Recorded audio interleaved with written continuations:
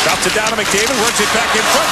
Banks it off the pads of right, they score! Connor McDavid! A chance in front, great stop there by Scully. Sends it back in front, they score! And it's Domi again. Sam Reinhart drops it down, takes the return pass, shoots, goal, feeds it back in front, Domi scores! Canada's going to win it! It's World Junior Gold in Toronto! From coast to coast across Canada, welcome to the only nationally syndicated junior hockey radio show. This is MasterCard Junior Hockey Magazine. Hey hockey fans, I'm your host Adam Scully, filling in for Gino Retta. On this week's show, he's the top-rated North American netminder heading into the upcoming NHL draft, and he's impressed the scouts all season. We go one-on-one with Everett Silvertips goalie Carter Hart. You have a young child looking to get into the game? We'll tell you all about McDonald's Atomic Hockey program in our Hockey Canada Community Connection. Plus, the CJHL playoffs are in full swing from coast to coast. We'll check in with OJHL Commissioner Marty Savoy. We'll go coast to coast with our insiders for all the latest news from the O, the Dub, and the Q, and we'll unveil our Player of the Week. This is MasterCard Junior Hockey Magazine. Well, it's time to make our way across the country for the biggest stories from across the CHL in the O, the Dub, and the Q.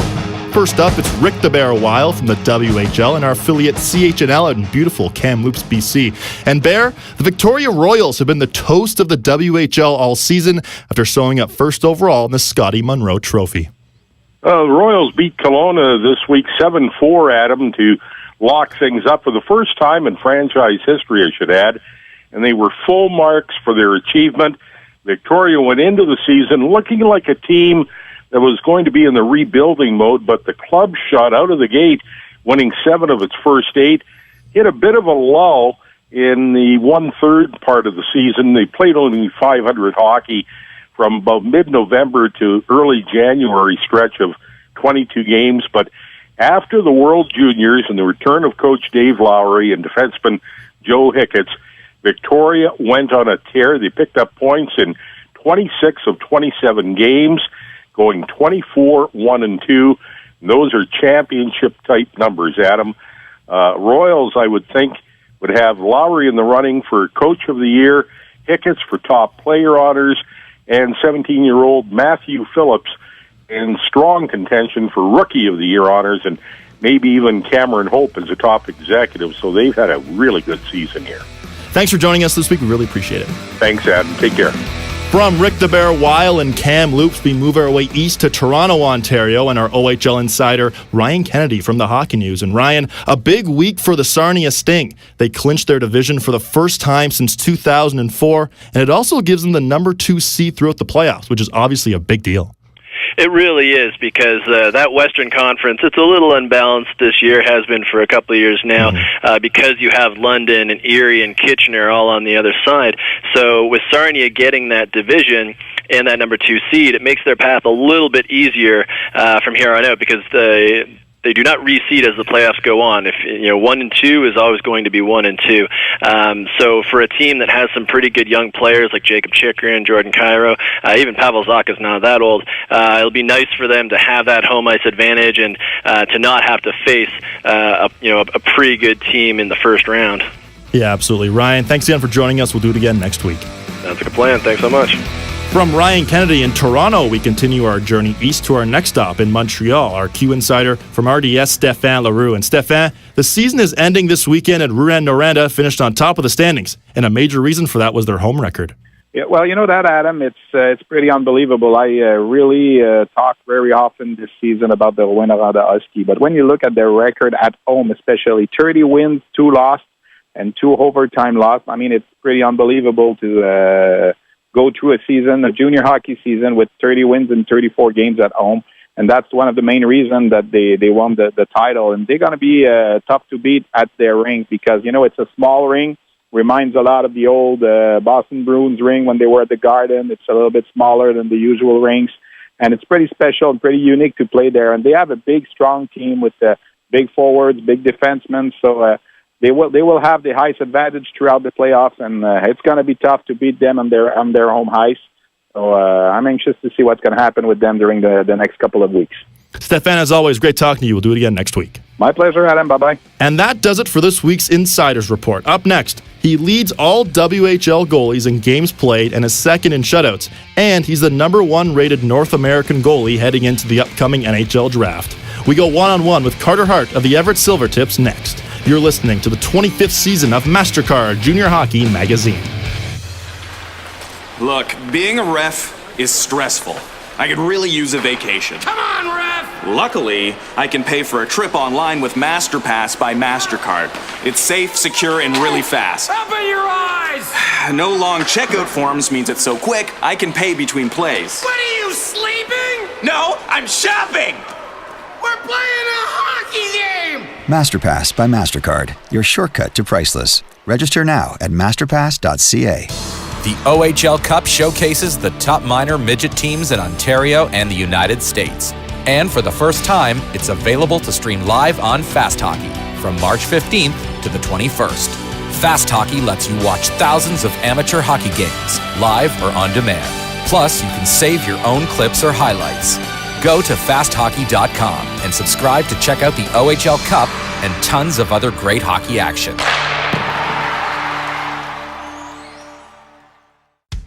Welcome back to MasterCard Junior Hockey Magazine. I'm Adam Scully, filling in for Gino Retta. Time now for a MasterCard Memorial Cup flashback. 7 seconds left in the Memorial Cup. The Portland Winterhawks are the first U.S. team to win the Memorial Cup, and they're off the bench to congratulate goaltender Mike Vernon. That was in 1983 when the Portland Winterhawks beat the Oshawa Generals in the final to take home the championship. This year's MasterCard Memorial Cup begins May 19th in Red Deer. Now, every week on the show, we take a look at some of the top projected prospects for the upcoming NHL Draft. Joining us now is Everett Silvertips netminder Carter Hart, the top-rated North American goalie according to NHL Central Scouting. Carter, welcome to the show. Great to have you with us. Thanks for having me. Now, Carter, number 1 rated North American goalie heading into the upcoming NHL Draft. How does that sound to you? Yeah, it's definitely feels good, but it's just a ranking, and it has nothing to do with the draft or anything. You just got to go out there and play your game and worry about stopping the next puck and giving your chance a team to win every night. Yeah, you mentioned playing your game. You're 6 feet and around 170 pounds, so maybe in this day and age, on the small end for goalies. How would you describe your game to someone who's never seen you before, and who would you model your game after for someone in the NHL? I'd say just calm, poised, very mobile, I guess you could say, in the net. Efficient with my movements, not trying to over-move on plays, and sort of using the philosophy of less is more. And maybe Braden Holtby, because I think he's I admire him so much. He's so calm in the net, and he moves very well. One of the best moving goalies in the league, and but you can't model your game after anybody. You just got to go out there and play the way that you do. Absolutely. Now, one of those guys that you did mention, Braden Holtby. In this day and age, the mental game in all forms of hockey and sport in particular is becoming more and more important. And you actually share a sports psychologist with Holtby. How much has that helped your game? Yeah, he's John Stevenson is his name, and he's out of Edmonton there with his company, Zone Performance, and he's helped me so much. Like, without him, I wouldn't be where I am, and being so far away from him here, playing in Everett, he makes himself available for me to give him a call pretty much any night that I need to talk to him. So having that resource and that kind of guy to help me whenever I need help and somebody to talk to is he's awesome to have. And he's a good friend and just an awesome guy. Well, Carter, we know it's a very busy time for you. Thanks for taking the time to join us today, and good luck the rest of the way. We'll talk to you at the draft. All right, thank you for having me. That was Carter Hart, the number 1 rated goalie heading into the upcoming NHL Draft. Time now for the CJHL Report, brought to you by Justin's Canada. The Canadian Junior Hockey League brings together the 131 teams in the 10 Junior A leagues involving over 3,000 players from right across the country. And joining us now is Marty Savoy, the commissioner of the OJHL. Marty, welcome to the show. It's great to have you with us again. No problem. Thanks for having me back. Marty, the OJHL playoffs are finally underway. Is this the most exciting time of the year for you? Yeah, it is. It's really exciting. It's so much fun. You know, the entire year these guys fight so hard to get here. And once they get into the playoffs, especially in our league, it's either 1 through 8, anyone can win. There can be upsets, and it's the time as Commissioner League to sit back, kind of have some fun, because you're not cheering for anyone, you're cheering for everyone. So there's no pressure on us. We can just go to games and enjoy it. I can certainly imagine. Now, during the playoffs, how much traveling do you do to see some games, Marty? Oh, quite a bit. Try to get to a game or two a week at least, and you try to spread all the way from the east into the west and the north. So, get to a couple each, at least one of each series that we try to get to, at least as all of our staff to be represented with it. This is, it's when the hockey fan comes out, so it's enjoyable. Right on. Now, we're in the second round of the OJHL playoffs, and the quest for the Buckland Cup is in full swing. The Trenton Golden Hawks were the top regular season team all year. Are they the favorite in your mind? I think they would have to be. I think in the first round, they only let 3 goals in the entire series. They're such a strong defensive club. There's such structure there with Jerome Dupont and whatnot, and their goaltender is so strong in Ubandy there. So they're going to be one of the toughest teams to beat. But again, the level of parity in the league is pretty strong, and so they could be knocked off. But it's going to be a heck of a challenge to do it. What's made their program so successful? They've been one of the best teams in the country all season. I think what it is because at the junior A level, you need ownership from management, the coaching staff, and support from volunteers and everything. And if you had a checklist of what makes a great junior A franchise, they would have everything knocked off. They have ownership that's behind them. They have the talent. I mean, the mayor goes to games with a Golden Hawks jersey on. They have tons of volunteers. And then the hockey side of it, they make sure that they have it all in place, from recruitment to the way they develop their players. And Jerome develops his players to be better players at the last game than they were the first game. So they don't miss any beat. That's an excellent mindset. Now, of the teams remaining, who do you see as the biggest threat to take down Trenton? Probably one of the teams in the East. There's the 3 teams there now. They're playing Wellington, Kingston, and Markham are left. I think it's going to be tough maybe to get through one of them. Kingston will be a huge challenge if they get through Markham. But I don't think it's a sure thing for them to come out of that conference right now. And if there's a team that can knock them off, it'd be one of those 3 teams that are left. Marty, I want to look ahead now. There are 3 players from your league on NHL Central Scouting's midterm rankings. In your mind, how great is this for the image of your league and the way you guys have developed players? Well, I think it's important because anytime you can look at the elite of the elite, which is the National Hockey League, to come in and look at our players, and you get a number of guys that are on the list or drafted each year. What it does, it showcases us as a league of choice to get kids to come in. At the end of the day, every kid still has that dream to be drafted playing the National Hockey League. And I think what you're seeing, an example with the Toronto Maple Leafs with Zach Hyman playing there, came through our league, CJHL Player of the Year, went to school, got drafted out of our league to Florida, but ended up in Toronto. It just shows them, the kids that are out there, that there's different paths outside of just major junior hockey to get to the National Hockey League. And I think when you get those kids on the list, it shows that if you do have a strong, career with our level at the junior A level, there's still the odd opportunity to be drafted. Absolutely. Now, well, Marty, we know it's a very busy time. Thanks for joining us today. We really appreciate it, and enjoy the playoffs. No problem. Thanks for having me on. That was OJHL Commissioner Marty Savoy, and that wraps up this week's CJHL report. The Canadian Junior Hockey League. Your future is here. Coming up next, we'll talk about the growth of the sledge hockey game from coast to coast in our country with Sean Bullock, Hockey Canada's Senior Manager of Hockey Operations and National Teams. Plus, who's our MasterCard CHL Player of the Week? Find out when we come back. You're listening to Canada's only nationally syndicated junior hockey radio show. This is the 25th season of MasterCard Junior Hockey Magazine. Look, being a ref is stressful. I could really use a vacation. Come on, ref! Luckily, I can pay for a trip online with MasterPass by MasterCard. It's safe, secure, and really fast. Open your eyes! No long checkout forms means it's so quick, I can pay between plays. What are you, sleeping? No, I'm shopping! We're playing a hockey game! MasterPass by MasterCard, your shortcut to priceless. Register now at masterpass.ca. The OHL Cup showcases the top minor midget teams in Ontario and the United States.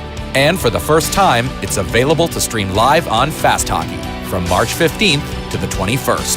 Fast Hockey lets you watch thousands of amateur hockey games, live or on demand. Plus, you can save your own clips or highlights. Go to fasthockey.com and subscribe to check out the OHL Cup and tons of other great hockey action. Welcome back to MasterCard Junior Hockey Magazine. I'm Adam Scully, filling in for Gino Retta.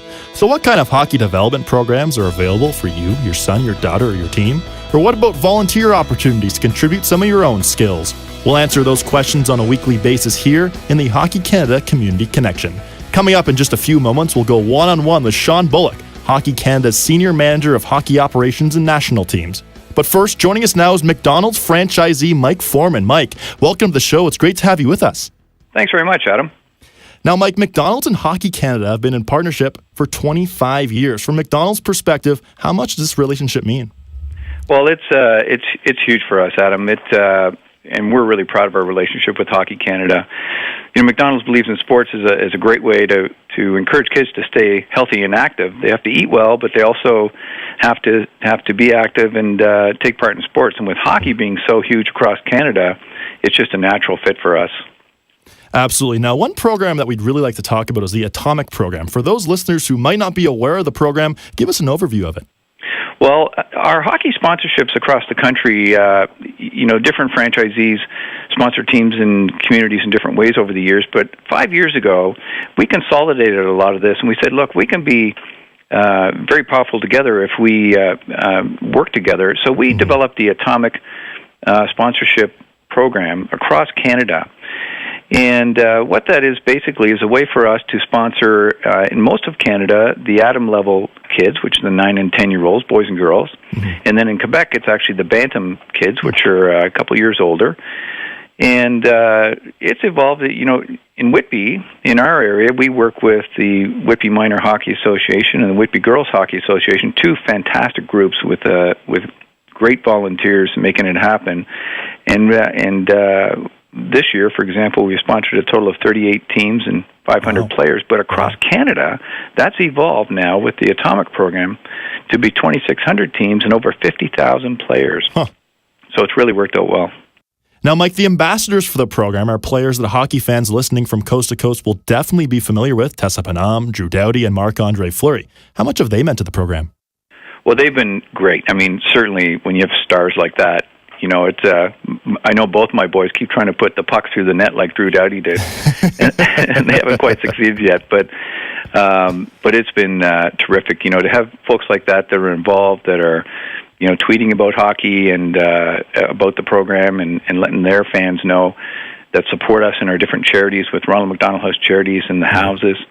They also do something that's kind of fun. Is each year restaurants or teams have teams that are sponsored by the restaurants and the franchisees in that community with the Atomic program have the opportunity to win a ball hockey party with one of the ambassadors. Wow. Yes, that's fun. We had one actually last year. We were fortunate enough to win one, and Tessa Bonhomme came to one of our restaurants with one of our local teams that we sponsor, and they got to have dinner with her, and then they went off to the rink and had a ball hockey tournament with Tessa. Oh my goodness! Yeah, they had a blast. And she was so fantastic with them, and it was a great opportunity. And they even had their gold jersey player there, which was she paid special attention to that young guy. This all sounds very exciting. Thanks so much for joining us today. We really appreciate your time. Thanks, Adam. Really appreciate the opportunity. That was McDonald's franchisee Mike Foreman. Now joining us on this week's edition of the Hockey Canada Community Connection is Sean Bullock, Hockey Canada's Senior Manager of Hockey Operations and National Team. Sean, welcome to the show. Great to have you with us. Oh, thanks for having me, guys. I really appreciate it. Now, Sean, we're going to be talking about sledge hockey this week. The first ever next-gen sledge hockey prospects camp took place last week. For those hockey fans who may not have been familiar with it, give us an overview of the camp. Yeah, so the initiative was to identify our next generation of athletes that potentially could play for our national team in the Paralympics coming. And it's about the next 5 to 8 year group. So players were as young as 13, 14, all the way up to 25. And we really scoured the country to find the top 29 players, bring them in, and really introduce them to our national team program. And obviously, there was an evaluation portion of the camp that we will select a team to go to the Defy Games in Montreal, Quebec, coming up in April to participate against Team USA's development team. That's very exciting. We'll talk about that in just a little bit. Now, Ken Babby and a lot of the coaching staff was also at the camp helping evaluate the players. What sort of reaction did he get from the players? Oh, I think there was mixed reactions. A lot of nerves for some of these young gentlemen, being the first time that they've really donned our logo and been part of the Hockey Canada National Sledge Hockey Program. But there were some athletes that were very confident because they've been part of our either our selection camps or development camps over the years. And, Ken's presence there is really important. It shows the commitment that we have to that group of athletes and really in developing them to become our next Olympians. You mentioned next Olympians. Now, how great of an opportunity was this for the players to learn from this sort of head coach? Oh, phenomenal. I mean, Ken is such a detailed guy. He's really taken to the game in the last 18 months that he's been our head coach. From the technical aspects that the players could learn, pushing down the skills that are so important to be a world-class sledge hockey player was so good for those athletes to hear right from Ken and being our head coach. Yeah, you mentioned there were a lot of events going on the ice, but what about off the ice? Was there any sort of off-ice mentoring or training that also went on? Absolutely, yeah. We had some of our national team players come in, everything from goalie Corbin Watson, defenseman Adam Dixon, who's maybe the top two Canadian athletes, Greg Westlake, our captain. They all attended the camp. They did off-ice presentations to the players.